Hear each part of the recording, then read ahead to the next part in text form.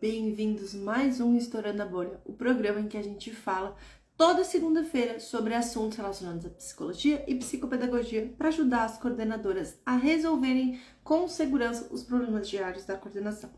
E hoje a gente vai falar de um tema que eu sei que vocês querem muito, que vocês vêm falando lá nos stories, conversando com a gente, que são transtornos. Então o que a gente pensou, eu e a Marcela?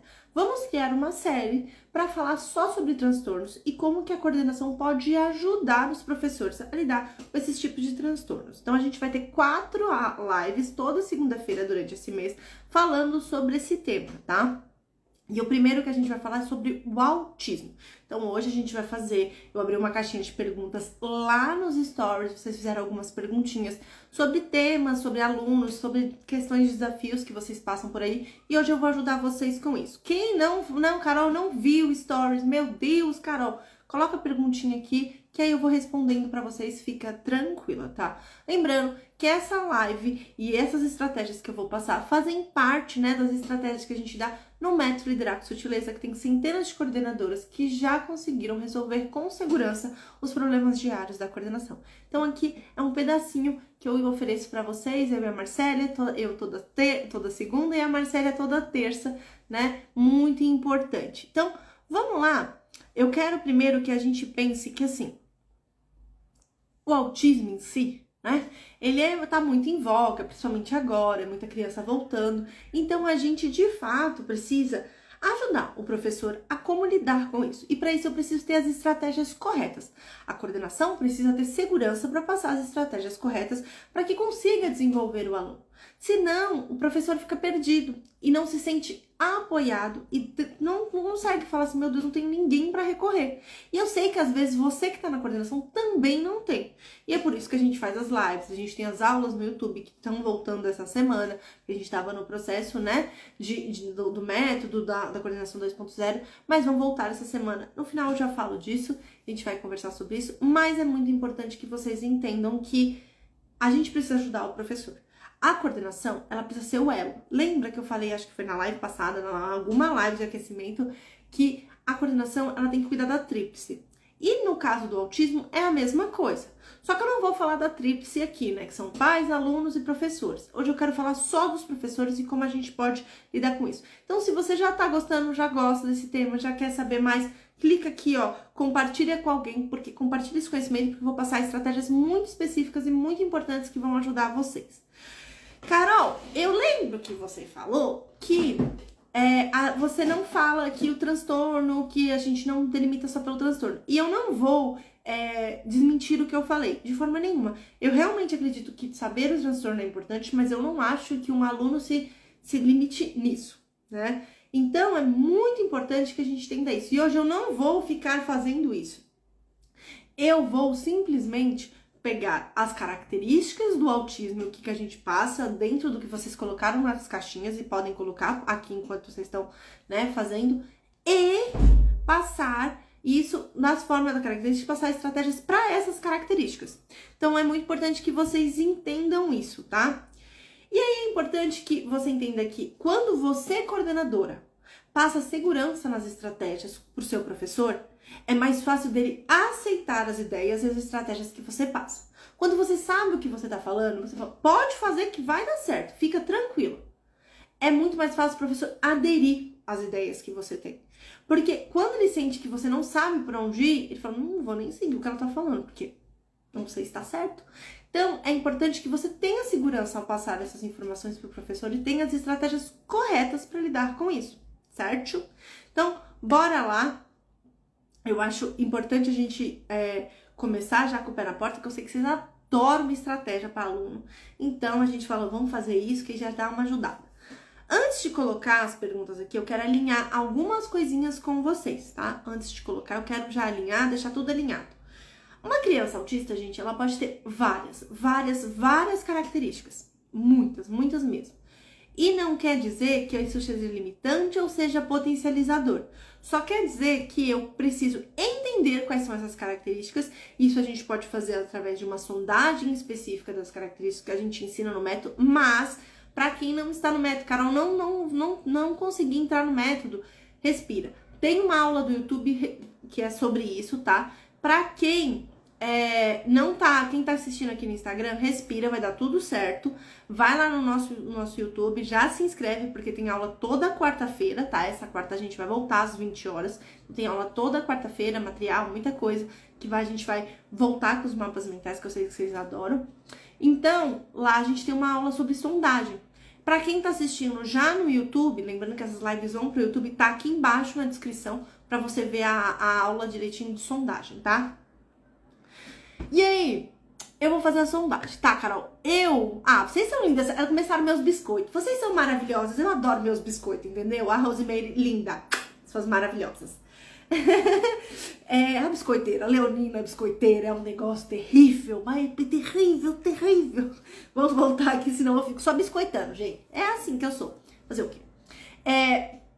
Quando a gente fala de qualquer transtorno dentro de escola, seja ele autismo, TDAH, piriripororó, sabe? Qualquer transtorno, é muito, muito importante que o seguinte, a gente pense que as famílias, a gente sempre tem aquela coisa assim, mas a família não me ajuda, ou essa família não é tão participativa, Carol. E eu sei que vocês querem que toda família seja o conto de fadas de toda escola, que leva na terapia, que ajuda, que coopera, que faz a lição, que tudo bem. Mas não é só isso que a gente vai encontrar. Eu tenho famílias maravilhosas, como eu tenho famílias que não participam tanto, participam parcialmente. E o meu papel não é julgar a família nesse sentido. É entender qual que é o papel da escola. A família não me ajuda. Não me importa. Sabe por quê, gente? Porque da porta para dentro da escola, a responsabilidade é da escola. O que a escola tem feito por esse aluno? O que a coordenação tem feito para ajudar o professor a desenvolver aquele aluno? Então, se a família não participa, se eu não consigo a colaboração, isso vale para qualquer coisa. Eu tenho que pensar assim, não adianta, eu preciso fazer a minha parte. Eu preciso fazer a minha parte como coordenadora. Qual que é a minha parte como coordenadora? Dar estratégias assertivas para que isso funcione, para que esse aluno se desenvolva. Carol, mas eu não tenho recursos, a família não me colabora. Então você vai descobrir dentro das potencialidades desse aluno, que é o que a questão da sondagem.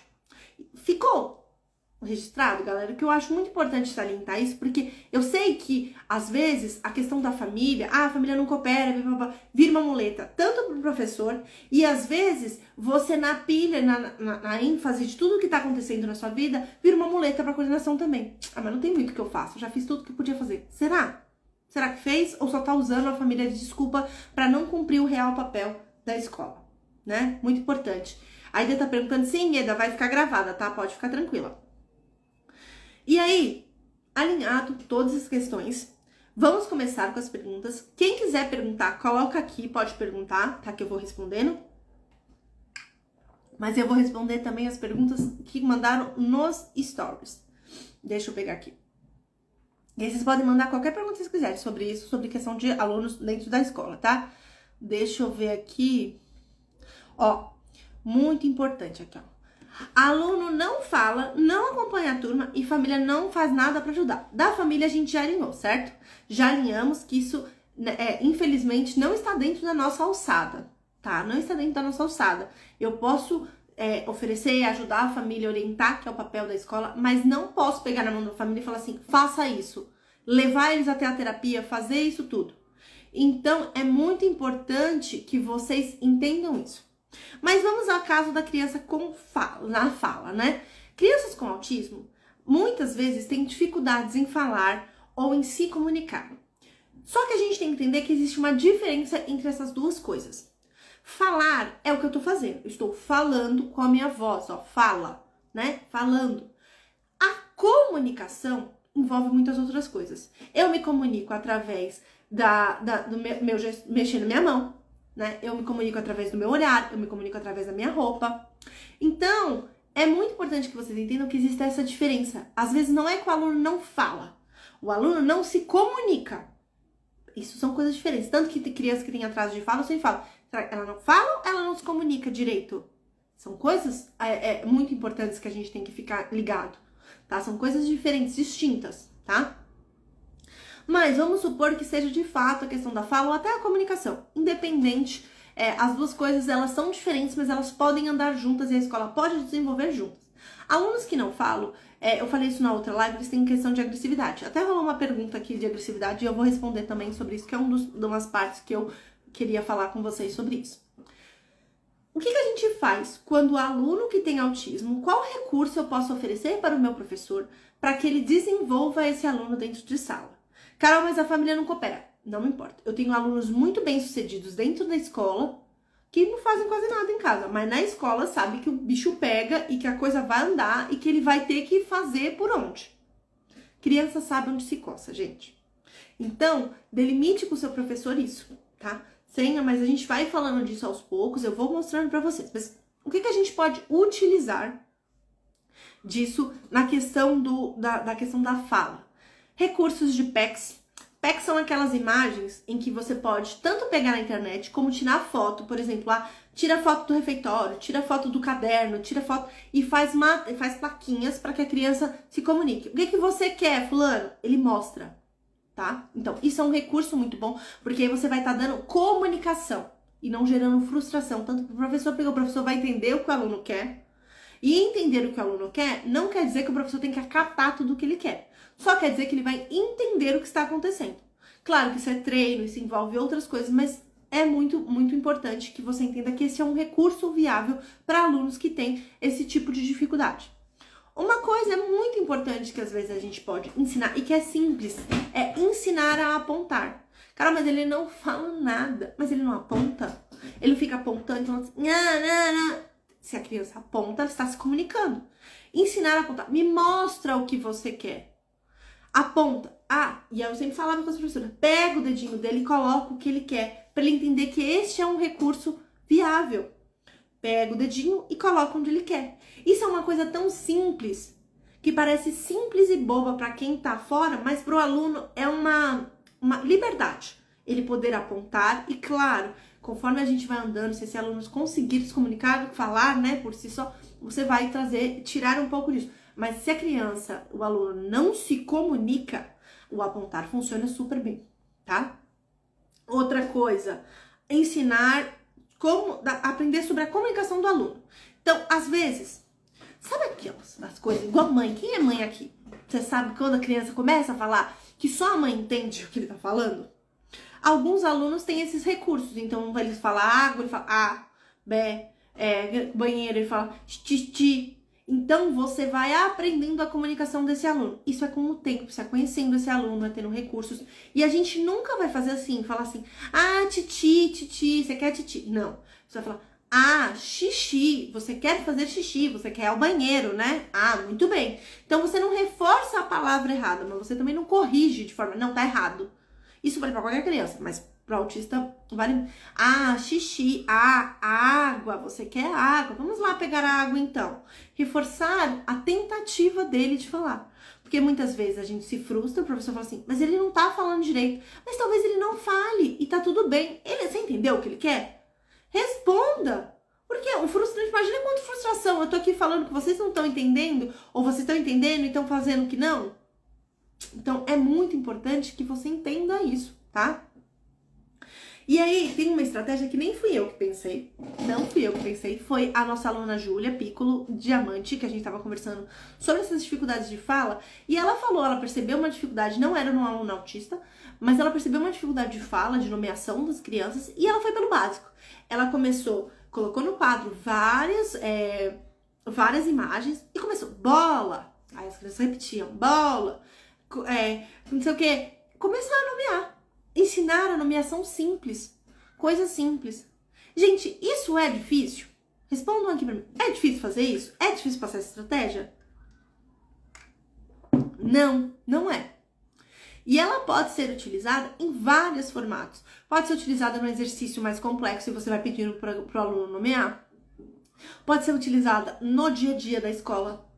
Pode ser utilizada dentro do contexto do refeitório, de banheiro, tudo pode ser nomeado para esse aluno. Então é muito importante que vocês façam isso, tá? Para quem tem essa questão de dificuldade da fala. Deixa eu ver outra pergunta. Vocês estão muito tímidos. Quem quiser perguntar alguma coisa, alguma dúvida, pode perguntar, tá, gente? Pode ir, que eu vou seguir a linha aqui das perguntas aqui, mas quem quiser perguntar alguma coisa, pode ficar tranquilo. Ó, aqui, deixa eu ver. Muito bem. Tem um aluno do infantil que bate em todos os colegas e na professora. Não sei o que fazer. Esse caso realmente é um pouco complexo. A questão dos alunos agressivos. Alunos agressivos normalmente tem a ver com dificuldade de fala, tá? Porque ele não sabe se comunicar e ele usa o corpo, ou essa foi a forma que ele aprendeu a se comunicar. Essa é a realidade, tá, gente? É bem isso mesmo. Então, é necessário que você entenda como o seu professor se sente em relação àquilo. Normalmente, crianças que têm comportamentos agressivos trazem uma sensação para o professor de impotência. Ou de, meu Deus, agora eu vou ter que educar uma criança que não é nem meu filho. Tem professores que não têm empatia, a gente sabe disso, né? Infelizmente acontece, gente. Mas é importante que a gente entenda que toda agressividade ela é uma forma de comunicação. Então eu preciso entender o que tá gerando essa agressividade, tá? E aí, nesse ponto, não tem essa questão de, meu Deus, o que eu vou fazer? E tem aquela questão de, será, até onde eu posso ir, né? Até onde eu posso ir. Então, essa é muito firme. Não pode bater. E ensinar o outro recurso. Se você quer isso, não precisa bater. Pega aqui, toma, pede, solicita. Isso vale. E aí vale também entender que todo comportamento, gente, ele vem de uma necessidade, de uma dificuldade ou com alguma intenção, tá? Então vale entender o que esse comportamento agressivo quer dizer. No método, a gente tem uma apostila, tem uma apostila inteira sobre TEA, né? Que eu peguei de um compilado de várias apostilas que eu estudei e fiz para as alunas. Mas também dentro da biblioteca das alunas, onde a gente tem vários materiais que a gente disponibiliza para as alunas, a gente coloca para elas vários assuntos. Inclusive tem tem uma aluna que é diamante, a Helena Mello, que ela colocou vários materiais sobre autismo lá, então também é legal, né? É uma coisa que a gente oferece para as nossas alunas, esse tipo, coisas mais direcionadas, com mais algum cuidado, tá? Vou responder a pergunta da Débora, antes de começar. Aluno com TOD no 5º ano, aprendizagem boa, porém tem apresentado comportamento de brincadeira e sexualidade. Como agir? Tá vendo que a gente começa a colocar o TE e o TOD como um problema? Qualquer criança de 5º ano tem um problema com sexualidade e precisa ser ensinada a como lidar com essa sexualidade. Ele tá fazendo brincadeiras? Ele sabe que aquilo não pode? Ele tem noção, né? Porque eu tô falando de um viés que eu não conheço o aluno de vocês. Então, mas ele tem noção de que aquilo é errado? Às vezes ele não tem.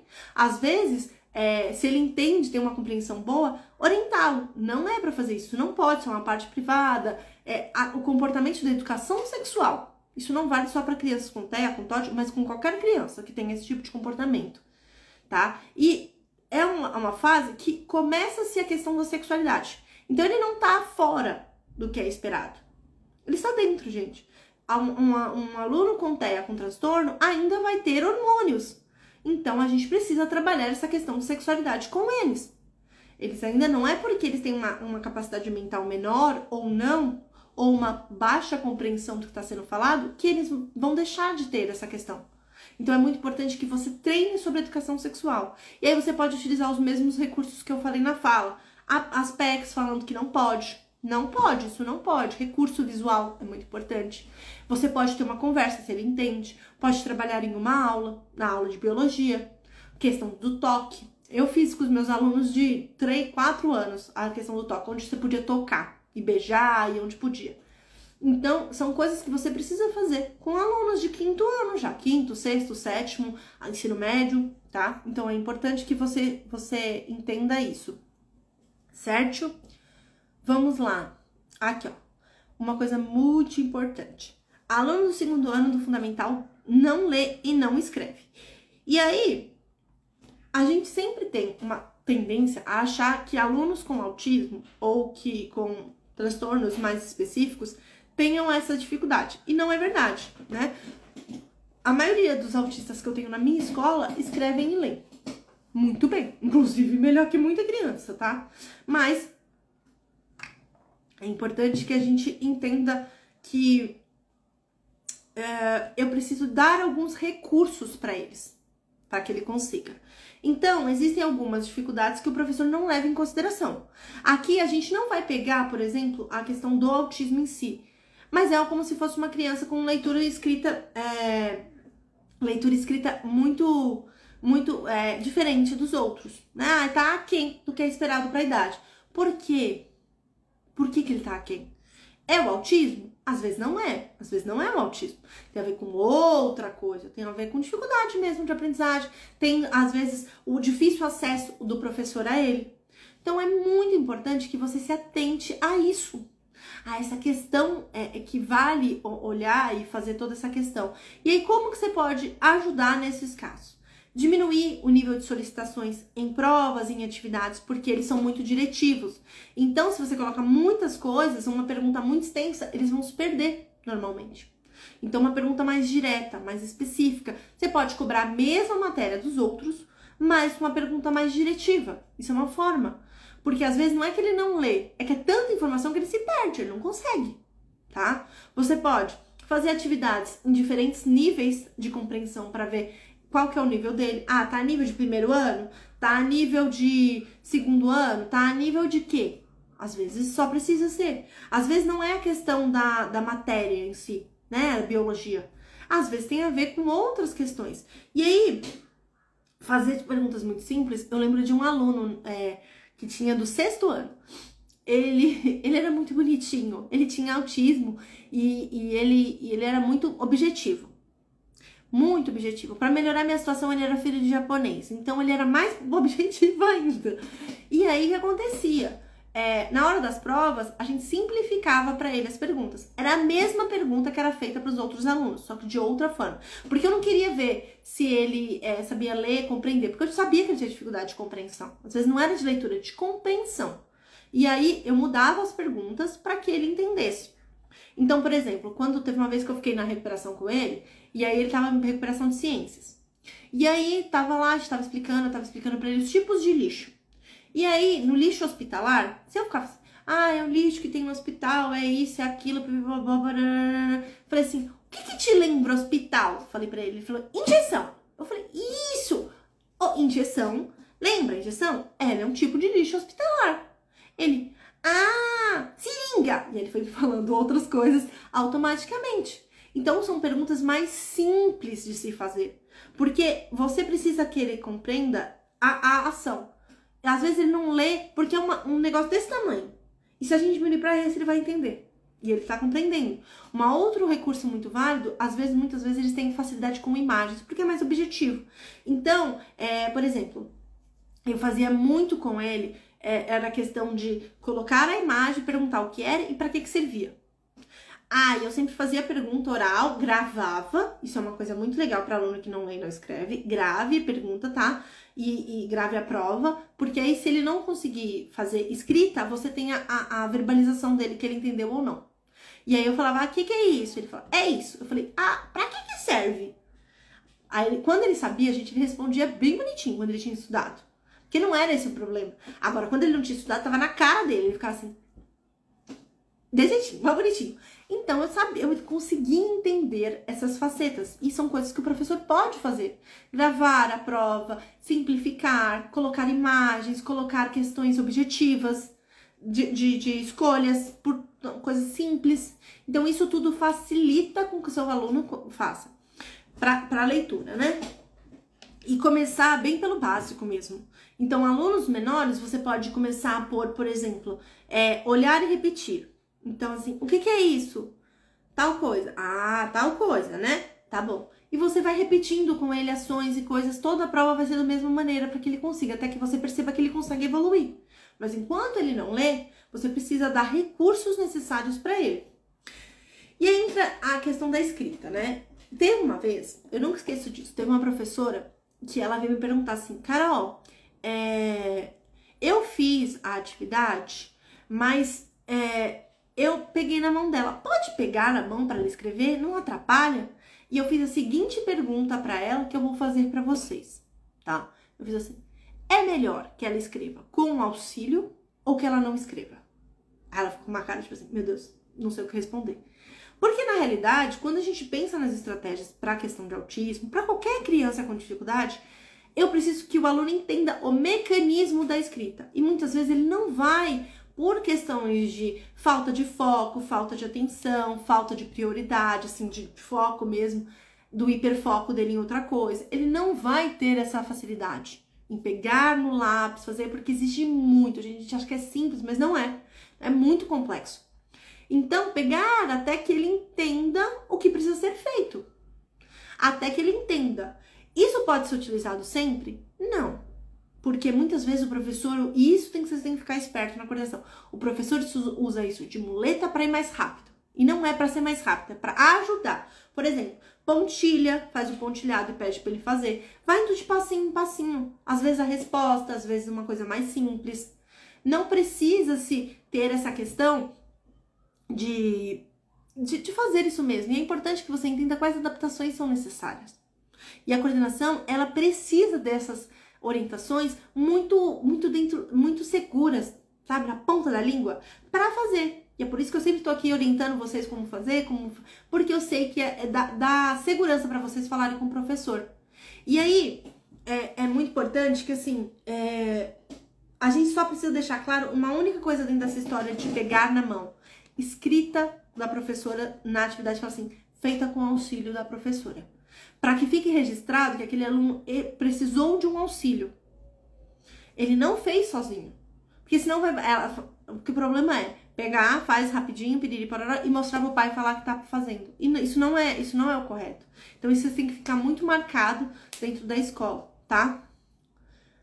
Uma outra questão que eu acho que nem perguntaram, mas eu acho que vale a gente conversar, que eu acho que atrapalha bastante da questão do autismo, é a questão dos gritos, né? Vou tomar uma água, enquanto isso, quem quiser ir perguntando, pode perguntar. A questão do gritar no autismo, a gente precisa entender o que tá causando esse grito. Então, por exemplo, eu tive uma aluna, linda, minha princesa, que ela gritava muito no começo quando ela chegou na escola. Mas era muito. Qualquer hora que ela trocava de ambiente, ela era uma gritaria. Gritava, de socorro. E aí a gente foi entendendo que era uma mudança, que ela não tinha uma rotina. Aí depois passou a ser só pra ir pro refeitório, porque ela tinha dificuldade em comer. Ela só comia coisas selecionadas específicas. Ela tem melhorado nisso, mas ela tinha essa dificuldade. Então eu entendi o contexto do grito. Muitas das vezes também o grito, a gente precisa diferenciar se é grito por uma necessidade, uma dificuldade ou é birra. Ela, alguns casos, depois de um tempo, virou birra, porque ela não queria fazer o que era necessário naquele momento. Então é muito importante o que a gente distinga o que é autismo, o que é a birra.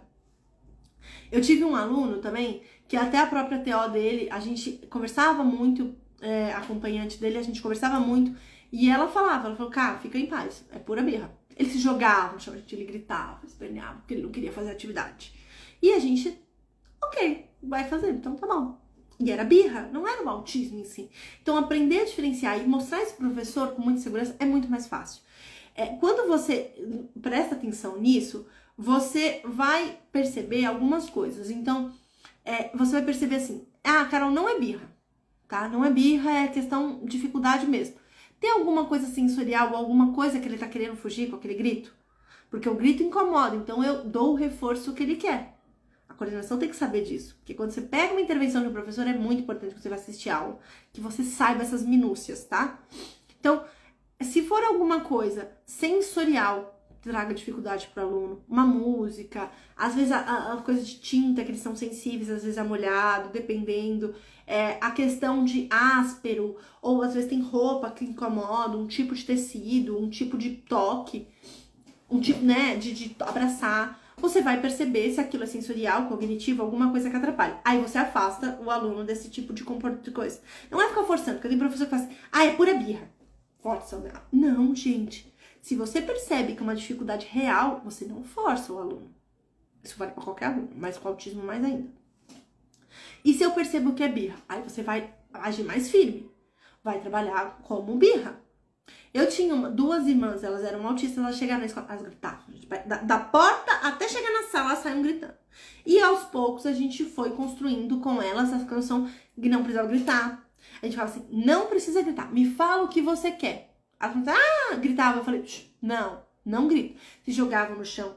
E eu fazia isso com muita calma, e muita tranquilidade. A mãe dela atrás de mim, eu tava num dia que ela tava observando, né? Atrás de mim, as meninas se jogaram no chão, as duas. Eu fiquei parada, eu falei, eu só levanto, vocês não vão no brinquedo. Eu falei pra elas, não vai no brinquedo. Levanta e vai pra sala. E a mãe dela olhou pra mim, falei, levanta. As duas pararam de gritar, viram que não iam conseguir, levantaram e foram pra sala. Eu falei, mãe, isso era birra, não era autismo. Tanto que demorou-se um tempo, claro. Esse tipo de intervenção, ela demora um tempo pra fazer efeito. São coisas que você tem que ir galgando com o aluno, mostrando pra ele que é repetitivo e que você não vai cair na birra dele, na pilha. E aí, depois de um tempo, a mãe veio agradecer. Lá na escola, veio a minha, Marcela, e falou assim, eu nunca tinha conseguido ir ao mercado com as minhas filhas. Nunca. Elas sempre ficavam gritando, desesperadas. E ontem eu consegui ir ao mercado com elas.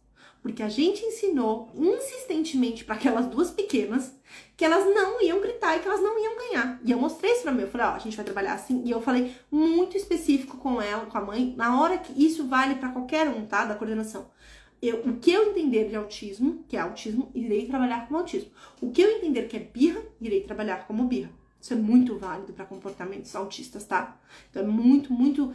entendo que vocês precisam ter essa segurança para lidar e para bater de frente com o professor. Ah, mas isso não é do autismo. Isso é pura birra. Isso ele só quer aquela X coisa. Isso tem que ter segurança para fazer isso, tá? São coisas que eu ensino para as alunas do método com muita propriedade. A gente vai trabalhando juntas para que elas também tenham esse feeling que eu tenho. A Débora falou assim, ó. O diagnóstico precoce e assertivo é extremamente importante para o desenvolvimento da criança com autismo, seja no cognitivo, emocional e social. Sim, isso é muito extremamente importante.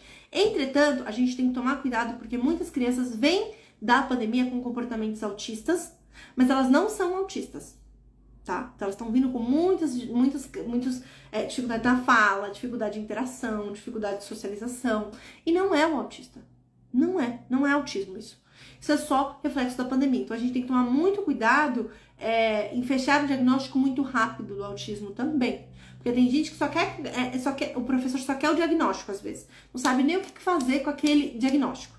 Eu só quero o diagnóstico, mas não sabe nem o que fazer.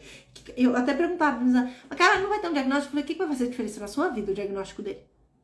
A gente vai poder adaptar. Eu falei, mas a gente nunca precisou de diagnóstico de um CID pra poder adaptar isso daqui na escola? Elas ficaram na minha cara assim, ó. Não vai fazer muita diferença. Eu falei, trabalha com o que ele consegue. E é isso, a gente trabalha com o que a criança consegue, com o que ela apresenta. E isso tem que ficar muito claro pra coordenação, pra ela poder peitar. E aí é peitar mesmo, gente. Peitar professor que fala exatamente, mas não tem autismo, mas não tem laudo, mas a família não ajuda, mas não importa. A gente vai trabalhar com o que tem. Por isso que nessa série que a gente vai fazer, a gente vai falar sobre as questões de vários transtornos para que a gente consiga lidar. Porque cada transtorno não quer dizer que eu vou me importar com o transtorno, mas eles têm características. E é importante que a gente saiba como lidar com essas características. Lá no método vocês têm um módulo completo sobre isso, né? Mas aqui eu vou trazer de picado algumas informações que vocês também vão perguntando. Sempre me perguntam, essa questão do grito é uma delas, né? Mas é importante que vocês entendam isso. Então, para ter segurança, gente, para orientar o professor, é preciso que eu me mine de informação para que eu consiga pensar em estratégias corretas. E é isso que a gente vai fazer nessas lives que vão rolar, tá? E é importante que você saiba o que você precisa fazer e que você tenha segurança para passar informações para o seu professor, para que ele aceite as informações que você tem. Para que algumas das informações e algumas estratégias, elas não são fáceis de fazer ou de engolir pelo professor, porque demanda trabalho, porque demanda esforço mental, esforço físico. Segurar aluno com autismo não é fácil, às vezes os meninos são maiores que a gente, mas é necessário muitas vezes. Então, para que o professor entenda o que precisa ser feito e como deve ser feito, você precisa passar isso de forma muito assertiva e com muita segurança para o professor. E saber, de fato, as estratégias que vão funcionar ou não, para que você consiga chegar, acessar o seu professor para que ele consiga fazer o que você precisa que ele faça para evoluir o aluno. E esse daqui é o início de uma série. Então a gente vai fazer quatro lives toda segunda-feira esse mês falando sobre transtornos. Então a gente vai chamar essa série de transtornos na escola, tá? Que eu não falei nisso, mas vou falar agora. Então é muito importante que vocês entendam que a gente vai falar vários transtornos. O próximo vai ser transtorno de fala, que eu também sei que é um mega problema. Então, no próximo segunda-feira a gente vai ter falando sobre transtorno de fala. O que a gente vai fazer? Eu vou passar mais estratégias. Tem algumas estratégias que eu passei hoje, mas tem outras que vão caprichar. A gente vai caprichar nessa mais e vocês podem sempre ir trazendo perguntas que eu vou colocando nas lives, tá? Então, esse foi mais um Estourando a Bolha. Amanhã, a Marcélia vai fazer um perguntas e respostas aberto, então, sobre diferentes temas, sobre resistência, sobre questão de liderança, sobre questão de festa junina, projetos, checklist, organização da agenda, o que vocês quiserem perguntar pra ela. Amanhã ela vai estar lá nos stories, abrindo caixinha, também pra conversar com vocês, tá? Então, é isso que a gente vai te ajudar. Lembrando, tem terça-feira com a Marcélia e quarta-feira nós também temos aula lá no YouTube. Então é muito importante que você vá lá no YouTube. Para quem tá assistindo no YouTube, já se inscreve, deixa o curtir. Para quem tá assistindo a live aqui, então já sabe, vai lá no YouTube, se inscreve, porque também as lives vão para lá, ficam gravadas aqui no Instagram e lá também, tá bom? E é isso, a gente vai terminando mais uma live de segunda-feira que eu adoro fazer. Esse tema vocês sabem que assim, eu me entrego, eu não tô nem aí, eu fico aqui, ó, 35 minutos falando e nem me importa, tá? É isso, galera. Muito obrigada pra quem ficou até aqui. Se você gostou da live, coloca aqui, ó, compartilha com alguém nesse aviãozinho que vai fazer diferença. Compartilha com o seu professor. Tem várias estratégias que você pode utilizar e depois me conta nos stories e lá no direct, quer dizer, me conta, ajudou? Você conseguiu aplicar essas estratégias? Aplicou? Me conta. A gente sempre adora esses feedbacks do que a gente consegue ajudar pra vocês, tá bom? Um beijo, boa noite, boa semana pra gente. Tchau, tchau!